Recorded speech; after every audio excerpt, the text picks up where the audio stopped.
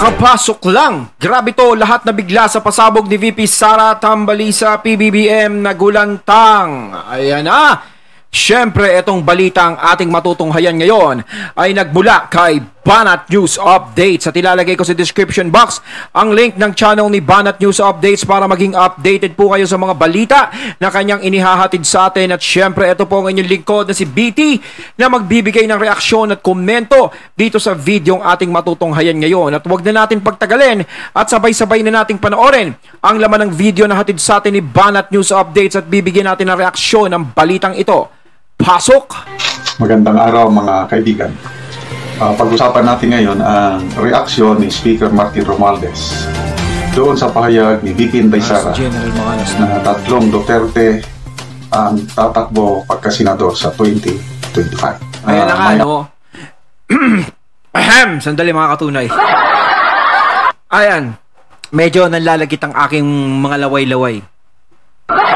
Ayan o, syempre, ano nga yan sinabi nga ni VP Sara na tatlong Duterte ang tatakbo na senador ngayong 2025 na siyang sinasabi ngayon na nagpapaalarma sa mga allergic sa kanila. No? Lalong sasakit ang ulo ng mga yon kapag nanalo itong tatlong ito ng sabay-sabay. No? Si Tatay Digong, si Basti Duterte, at si Paulo Duterte. Nako, paano na? Paano na? Maghaharap-harap sila ni Risa. Ambos interview kay Speaker Romualdez at nagbigay siya ng kanyang saloobin sa pagtakbo ng tatlong Duterte sa Senado sa 2025. Aba, nagbigay ng saloobin sa plano niya sa 2028. Okay, pakinggan muna natin itong interview ng media sa kanya and magbigay tayo ng ating opinion. Well, it's a democratic nation that we live in, so any Filipino has the right, provided that they have the proper qualifications to seek for high office. Matipid ang sagot ni House Speaker Martin Romualdez ang tanungin sa planong pagtakbo ng mag-aamang Duterte sa Senado sa 2025 elections. Mismo si Vice President Sara Duterte ang naghayag na tatakbong senador ang ama nitong si dating Pangulong Rodrigo Duterte. Kapatid na si Davao City 1st District Representative Paulo Pulong Duterte at Davao City Mayor Sebastian Baste Duterte. Ayon sa liderato ng Kamara, may karapatan ang sinumang Pilipino na kumandidato basta pasok ito sa kwalipikasyong itinakda ng batas. Ito ay dahil demokratikong bansa ang Pilipinas. Ginawa nito ang pahayag ng pangunahan ng groundbreaking ceremony ng 30-story hemodialysis building sa National Kidney for Transplant Institute o NKTI sa Quezon City. Ang Makabayan Bloc lawmakers naman tinuliksa ang political plans ng Duterte family na anilay malinaw na political dynasty. Diit ng mga ito, dapat harapin na lang ni dating Pangulong Rodrigo Duterte ang mga reklamong kinakaharap kabilang na ng mga biktimang humihingi ng hustisya dahil sa madugong anti-drug war ng kanyang administrasyon. Teka. Nagrereklamo yung Makabayan Bloc, no? Alam naman natin is talagang kontra sila sa mga Duterte. We know that since day one. No? At sinasabi nila political dynasty. Alam nyo, gaya ng sinasabi ko nung mga nakakaraan, no? Hindi naman dapat magkakaganito, no? Kung sila ay inyong tinantanan. Diba? Alam nyo, yung pagbaba ni Tatay Digong sa pagiging presidente, syempre tapos na yung termino ni Tatay Digong. At alam natin na may edad na si Tatay Digong. Parang ayaw niya na nga sa politika kung tutuusin. Syempre, gusto niya nang magpahinga. Diba sa mga ganong edad, mag-relax, mamasyal, i-enjoy. No, i-enjoy na lang yung sarili niya. Kaso hindi nangyari.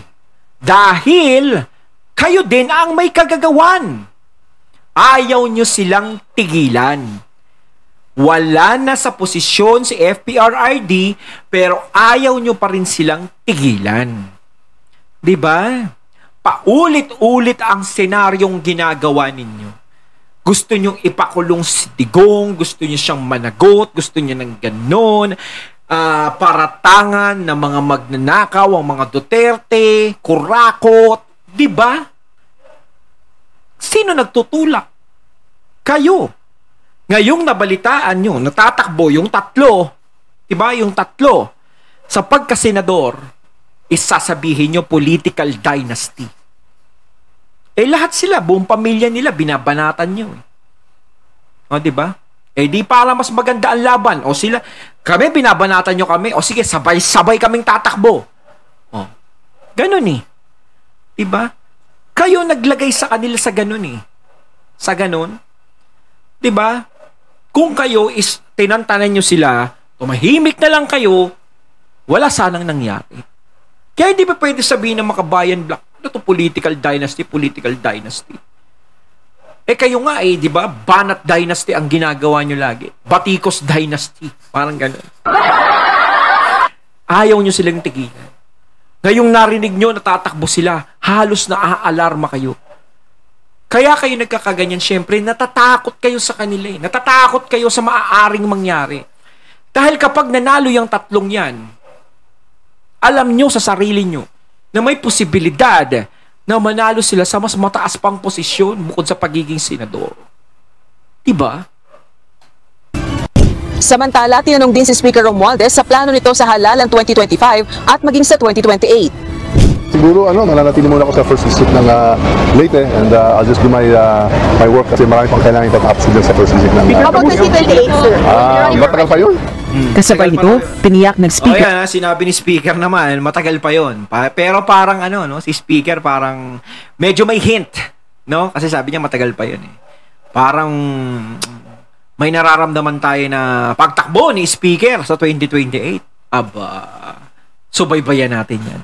Kasi kung hindi siya tatakbo, ay hindi ako tatakbo. Wala. Di ba dapat sinabi niya na yun? Pero sinabi niya, matagal pa yun. Di ba? Parang matagal pa yun, wag muna natin problemahin yan. Pag malapit na sa kanya ko kausapin, parang Kaya na ipapasa nila sa Kamara ang mga nalalabing prioridad na panukala ng Legislative Executive Development Advisory Council bago pa man matapos ang 2024. Yun. Maganda ang sagot niya. That's part of democracy, sabi niya. Hindi katulad nitong ng Makabayan Black, political dynasty daw. Bakit hindi sila magpasa ng enabling law tungkol sa political dynasty? Kaya itong si Castro, Makabayan Black, natatakot lang na tatlong Duterte magiging senador. Yun ang sinasabi ko. Natatakot lang sila sa kung anong pwedeng mangyari. No? Natatakot sila eh. Kapag ang mga Duterte ay nagkaroon na naman ng posisyon sa gobyerno, halos sabay-sabay sila. 'Di ba? Halos senador kung mananalo silang tatlo. 'Di ba? Sa tingin niyo mga katunay, eto magtatanong ako. Malaki ba ang pag-asa ng mag-aama na manalo bilang senador? Silang tatlo talaga. Walang malalaglag na isa. Ano sa tingin niyo mga katunay? Tama, si Speaker Romualdez. It's part of democracy. Marami kasing nagre-react eh. Sino pang tama naman yun. Nasa demokrasya tayo. Alam ni Speaker. Ayun, alam naman pala ni Speaker eh. Bakit yung SMNI pinahinto nyo? Diba, si Speaker na mismo nagsabi, it's a part, no? Democracy. Parte tayo, nasa demokrasyang bansa tayo. Malaya tayong magpahayag. 'Di ba? Lahat ng tao malayang magpahayag ngayon. Nasa bansang demokratiko tayo. 'Di ba? Kung ano yung hinaing mo, kung ano yung nasa puso mo, 'di ba? Pwede mong sabihin. Basta 'wag ka lang manggugulo. 'Di ba? 'Wag ka lang mananakit, wala lang 'di ba? Pero syempre, katulad niyan, nanggaling sa iyong salita, Speaker. Ba't may SM natanggal, 'di ba? O sinuspindi sila tapos si Kay Eric, papakulong nyo si Doc Badoy. Diba? O Speaker naman ikaw naman ang ikaw naman ang nagsabi na nasa malaya tayong demokrasya, diba? Speaker, Maalala ko ulit si Katunying. Pinagtawanan niya ng iinsulto. Yung tawa niya, tatlong Duterte, ano bang nangyayari sa atin? Something like that. Parte ng demokrasya, pabaya mong tatakbo. Sabi nga ng isang komentary, Pinoy Views and Opinion, mabuti nga na lang yun, tatakbo sila. Kayong style ng amo ni Katunying na People's Initiative, Charter Change, na wala nang halalan. So, ayun. Kaya gusto nila yung gano'n, wala nang halalan eh. Alam nila kung saan sila mapupunta eh. plano ni Speaker Martin Romualdez by 2025. Tatakbo rin ba siyang senador para tapatan si Digong? I don't know kung totoo yung sabi niya na babalik siya sa Leyte at magkandidatong congressman pa rin. Hindi, para sa akin, no, kung si Speaker, ito lang, kung si Speaker is tatakbo sa mataas na posisyon sa 2028, mas malalaman mo yan saan? Mas malalaman mo yan kapag tumakbo kang senador. Diba? Kapag ikaw ay nanalo at nakapasok nasa top 12, nasa hindi ka bumababa ng top 4, kahit top 5, no? Pag ikaw pumasok doon,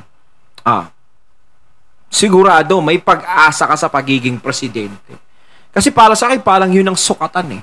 Diba? Yun ang sukatan, yung pagiging senador eh. Yung botong makukuha mo sa Senado, dun mo malalaman kung gaano kang kalakas sa tao. Pero ako, nanghihinayang ako sa ibang mga senador, yung mga tumatakbong senador na hindi nanalo pero worth nilang maging senador. 'Di ba? Dahil dahil lang siguro hindi sila masyadong popular, hindi sila masyadong kilala. Alam nyo sa akin kasi, hindi ako bumabase dun sa senador na tumatakbo na kilala, kasi kilala yan eh. 'Di ba? Doon ako, hindi ako ganun. Bumabase ako sa kung ano yung nagawa nung kayang gawin nung tumatakbo na yon at kung ano yung nagawa nun dati. Kung ano yung naitutulong niya kahit hindi pa siya senador, kung may naitutulong siya sa tao. Alam nyo ba? Gaya ni Doc Willie Ong. 'Di ba? Tumakbong senador yan pero natatalo. Kung tutusin si Doc Willie Ong, isa yan sa magandang maging senador eh.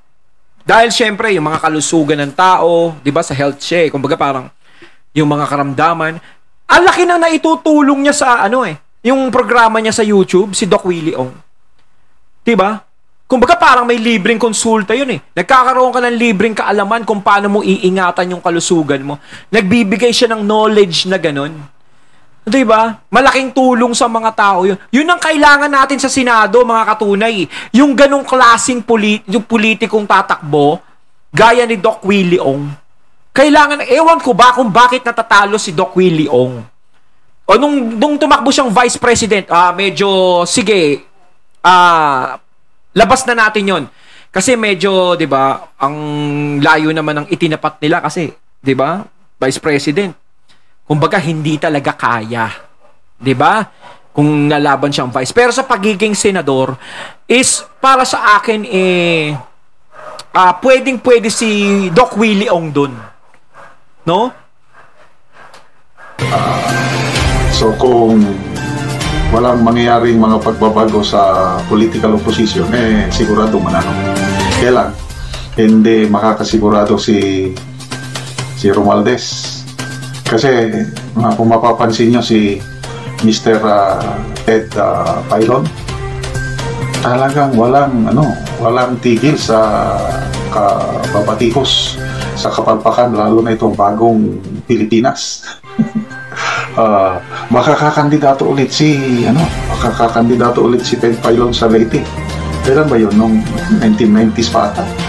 The only incident na natalo ang mga Romualdez sa Leyte is itong si Ted Filon.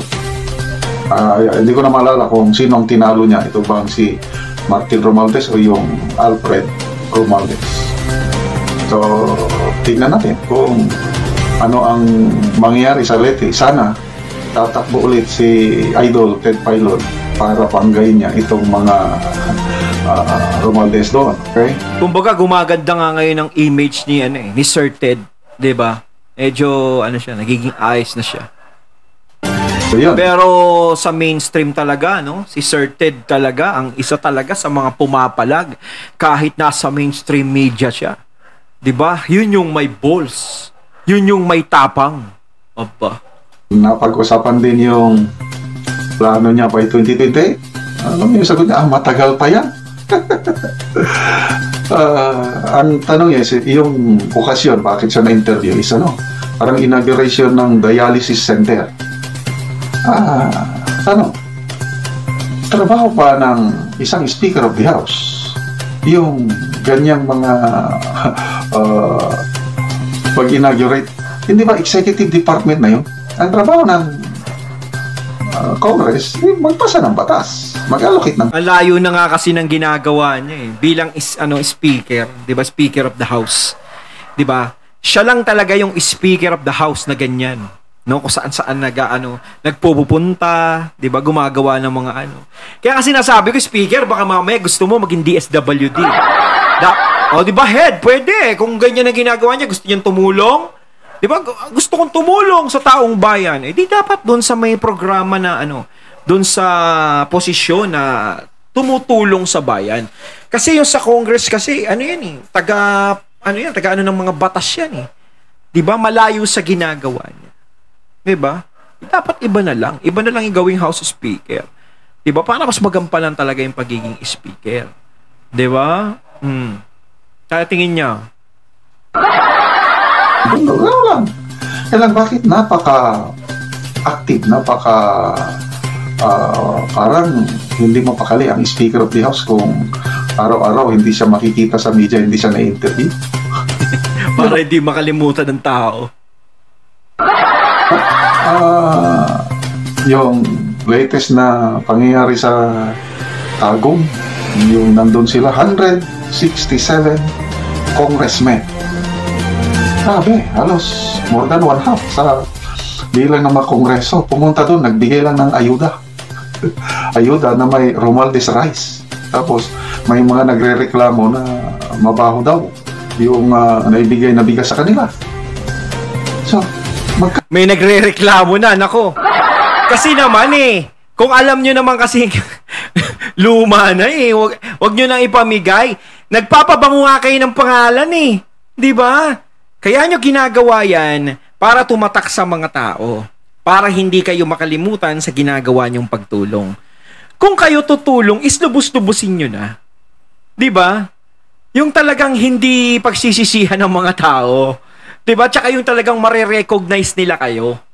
'Di ba? Uy, namigay sila ng bigas. Ang sarap naman ng bigas na 'to. 'Di ba? O bigay ni speaker 'to, 'di ba?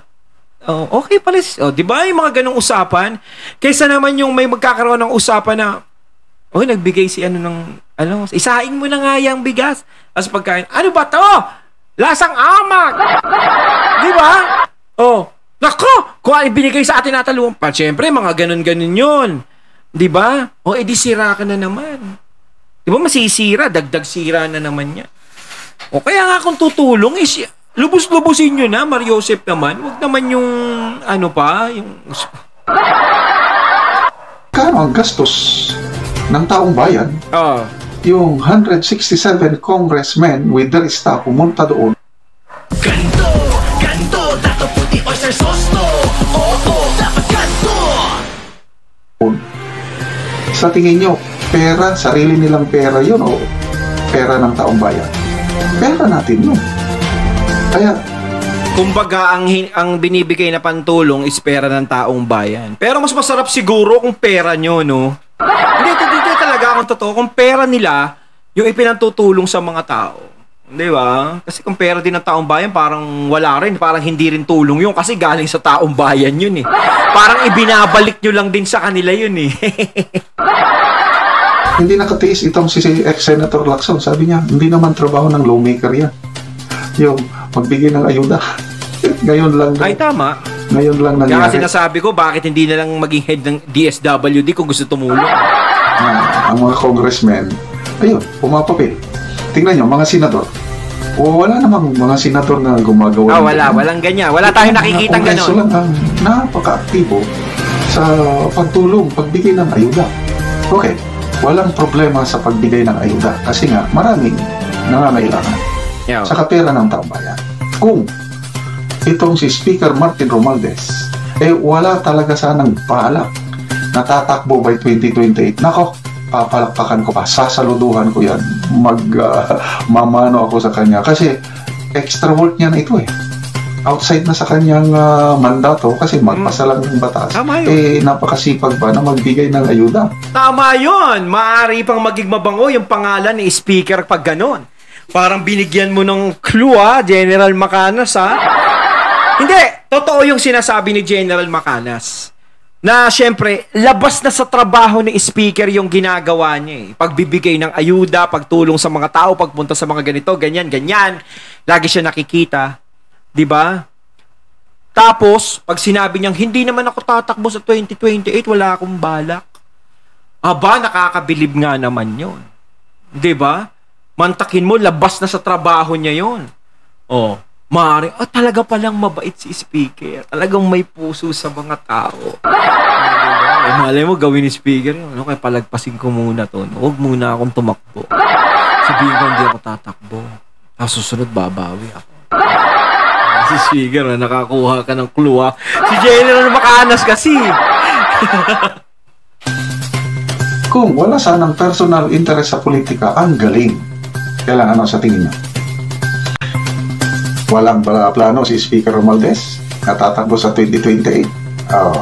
Sa tingin ko, meron.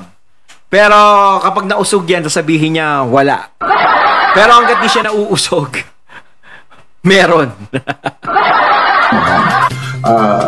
Hindi naman tayo tinanganak kahapon lang.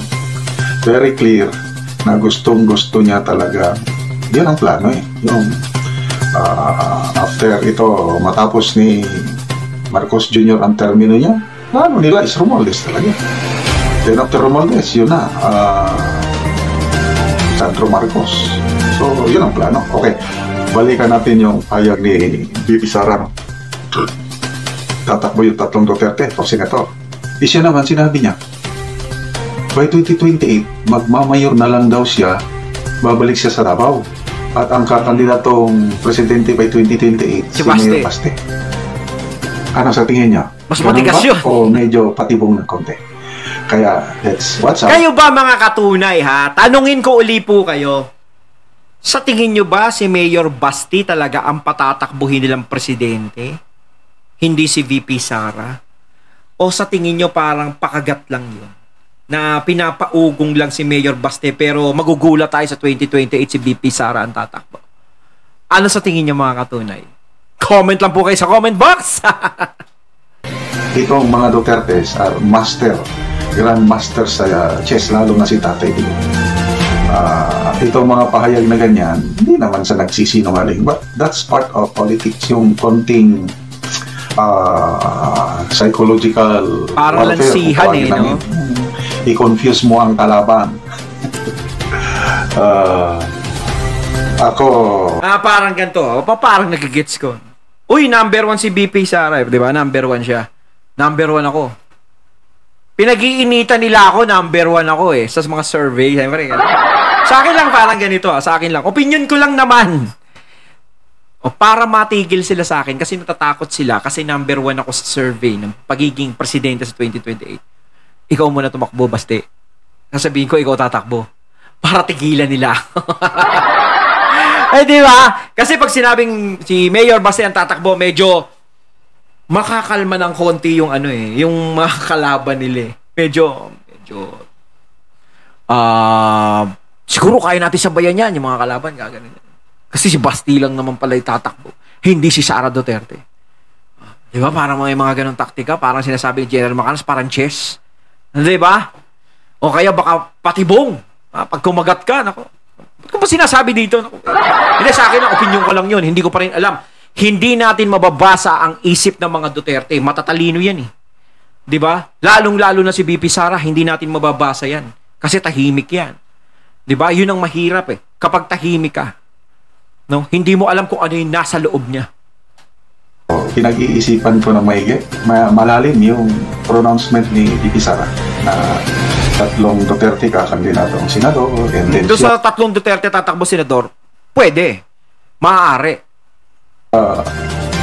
Mayor na lang ng Davao. Ito naman si Romualdez, sabi niya, malayo pa yan. Tingnan natin. So, salamat dito sa ating minamahal na BP Sara. Ako, my prayer, sana isang Duterte ang uupo sa Malacanang by 20. Ayon, at ating natunghayan ng video na nagbula kay Banat News Update at syempre yung boses na yun na nagbula kay General Macanas. Ayan mga katunay, kayo anong masasabi nyo tungkol dito sa video yung ating natunghayan ngayon? Comment lang po kayo sa comment box. So once again, I'm BT and I'm out. Peace.